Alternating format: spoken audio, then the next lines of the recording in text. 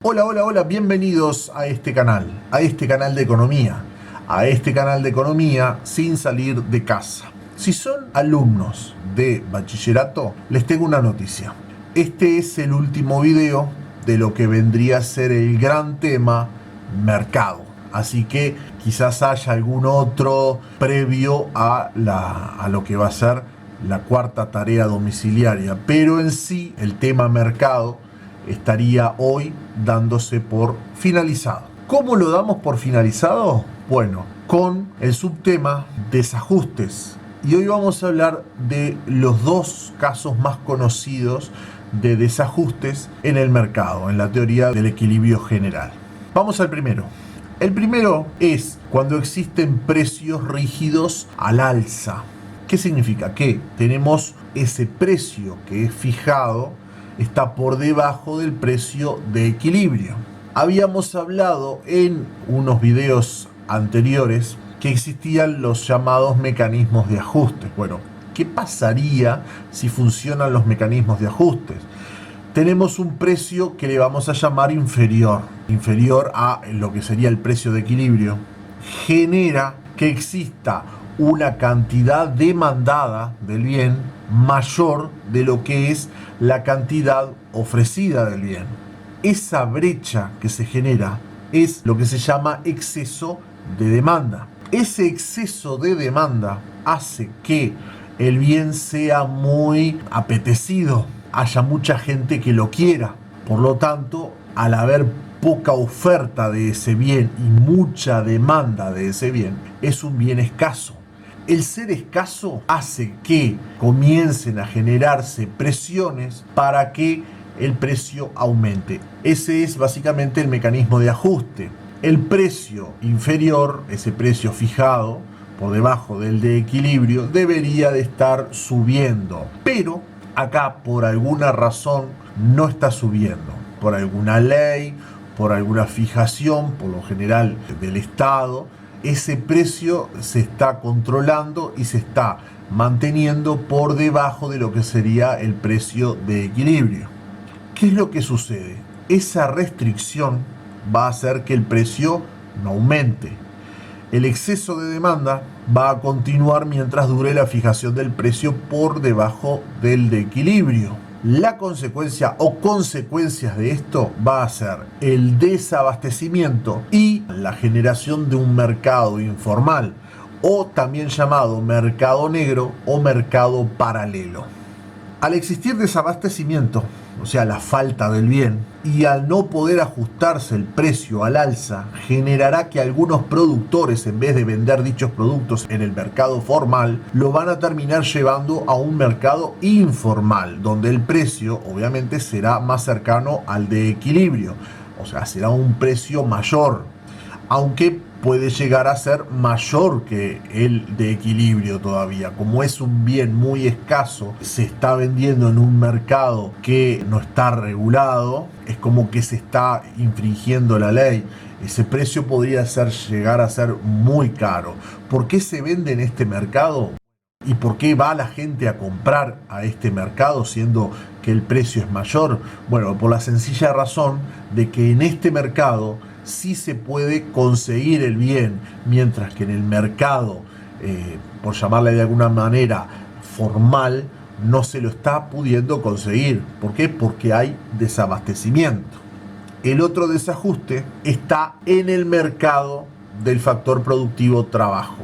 Habíamos no entrado en profundidad al mercado de trabajo, pero sí lo vimos cuando vimos la representación gráfica de lo que era un mercado. El desajuste aparece cuando tenemos salarios rígidos a la baja, salarios mínimos por encima del salario de equilibrio.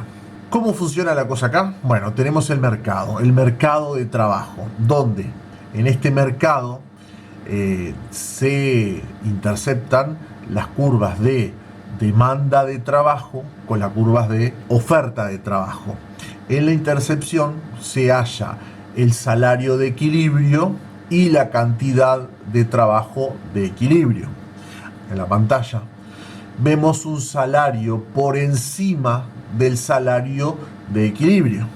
¿Qué pasaría si el salario fuera flexible? Y cuando hablamos de flexible nos estamos refiriendo que es flexible tanto a la baja como al alza. Volvamos a la situación donde tenemos un salario mínimo que está fijado y ese salario está por encima del salario de equilibrio. Si funcionara el mecanismo de ajuste, ocurriría que a ese salario mínimo tendríamos una oferta de trabajos y una cantidad ofrecida mayor que la cantidad demandada de trabajo. Esa brecha que se genera es un exceso de oferta de trabajo. Al igual que en el mercado del bien, bueno, acá en realidad en vez de ver un bien estamos viendo un factor que es el trabajo. La existencia de ese exceso de oferta genera que el trabajo se transforme en un factor abundante. ¿Por qué? Porque hay mucha más oferta de la demanda. Si es un factor abundante, van a existir presiones para que el salario baje. El exceso de oferta va a hacer que baje el salario. Al ir bajando, tanto las empresas como los trabajadores van a ir ajustando sus cantidades hasta que el exceso desaparezca. Entonces, el mecanismo de ajuste haría que ese salario por encima del salario de equilibrio baje y de esa manera se llegaría nuevamente al salario de equilibrio, donde la cantidad de trabajo que se transaría en este mercado haría que se igualara la cantidad ofrecida con la cantidad demandada. Por lo tanto, la brecha desaparece, o sea, el exceso de oferta desaparece. Pero ¿qué pasa? Esto no es la realidad. Los salarios son flexibles al alza, pero rígidos a la baja. No hay ningún problema en que una empresa suba los salarios, pero ojo con bajar los salarios. Están limitaciones incluso de índole legal que si ocurriera eso, una empresa le baja el salario a sus trabajadores, estos podrían ir a la inspección de trabajo y argumentar que se está configurando lo que se llama un despido indirecto. Y la empresa tendría que pagar a cada uno de ellos el despido. O sea, sería el dinero que les correspondería si la empresa los despidiera. Y acá la empresa en realidad no está despidiendo. Hay una limitación grande y los salarios no bajan, son rígidos a la baja, pero son flexibles al alza. Volvamos nuevamente a la pantalla, donde teníamos el mercado de trabajo, donde tenemos un salario mínimo por encima del salario de equilibrio. Esto va a generar una cantidad ofrecida de trabajo mayor que la cantidad demandada de trabajo. Hay un exceso de oferta, pero habíamos visto que por alguna razón no está bajando. Puede ser por un decreto, por una ley, no está bajando. ¿Qué significa? Hay una restricción. El salario mínimo está por encima del de equilibrio. El exceso de oferta va a continuar mientras dure la fijación del salario por encima del de equilibrio. ¿Cuál es la consecuencia? Bien, la consecuencia es desempleo, precariedad e informalidad. Vamos a definir cada una de ellas. El desempleo es el exceso de oferta. Es exactamente lo mismo, pero en el mercado de trabajo se llama desempleo. Desempleo también son aquellas personas que desean trabajar y no encuentran trabajo. ¿Qué es precariedad? Bueno, precariedad son condiciones de trabajo que violan los derechos laborales. Por ejemplo, hay pocos descansos, no se pueden tomar licencia los trabajadores. Eso sería precariedad. Hay remuneraciones mínimas, o sea, se paga muy poco, por debajo de lo que se llama laudo. Y hay escasez de controles de medidas de seguridad. ¿Qué estamos diciendo? Que aquí hay pésimas condiciones de salubridad. Bueno, eso es precariedad en el trabajo. Y luego tenemos lo que es informalidad. ¿Qué es la informalidad? Bueno, son los trabajadores que no están inscriptos en el sistema de seguridad social, llámesele BPS o Banco de Seguro del Estado. estos tres conceptos de desempleo, precariedad e informalidad, según el equilibrio general, estarían surgiendo justamente por la existencia de salarios mínimos. Y bueno, el tema mercado va llegando a su fin, por lo menos para los alumnos de bachillerato.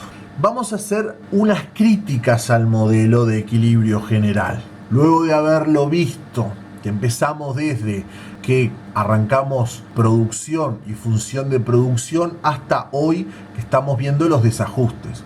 ¿Qué pasa con este tipo de modelo? Hay una confianza extrema a que el mercado va a solucionar todos los problemas. O sea, hay como una confianza ciega. El mercado hace que todo llegue al óptimo. La realidad muchas veces ha contradecido eso. Este es un modelo de la corriente neoclásica, que a su vez tiene raíz en la corriente clásica. Algunos autores de esa corriente, bueno, tenemos a Tomás Malthus, Adam Smith y David Ricardo, entre otros. Esta gente, estos clásicos, hablaban de una mano invisible. ¿Qué era la mano invisible para ellos? Bueno, la mano invisible era lo que hacía que el mercado llegara al óptimo. Es la versión anterior a el mecanismo de ajuste de los neoclásicos. Este tipo de teoría también se basa en lo que es la política de laissez-faire, laissez-passer, de los fisiócratas. Eso está en francés. Significa dejar hacer, dejar pasar. El Estado, en este caso, se le pide que intervenga lo menos posible. Aquí el Estado debe ser juez y gendarme. El problema más grande para estos pensadores es que existan rigideces en el mercado. Entonces, ellos lo que recomiendan es la flexibilización. Flexibilización tanto de los mercados de bienes como de los mercados de trabajo. La intervención del Estado provoca desequilibrio y vimos dos ejemplos. Los dos ejemplos fueron el control de precios, que generaba desabastecimiento y la generación de un mercado paralelo, y la fijación del salario mínimo por encima del salario de equilibrio, que generaba desempleo, precariedad e informalidad. Pero estos son los que en cierta manera están a favor de la libertad, del libre mercado, y que el Estado intervenga poco. ¿Quién es el que está en la vereda de enfrente? Vamos a estar hablando más adelante de un economista británico llamado John Maynard Keynes, que justamente él aboga por la participación del Estado, y lo vamos a ver cuando veamos política fiscal, política monetaria, y cuando también estemos viendo las políticas anticíclicas, políticas como para salir de las crisis. Últimamente a este señor Keynes lo hemos estado oyendo en algún político que lo ha nombrado. Y bueno, llegamos al final. Espero que este tema de mercado, que es bastante extenso, pero lo dimos bastante completo, espero que lo entiendan. Y para la próxima ya vamos a entrar en otros temas. Muchas gracias y hasta la próxima.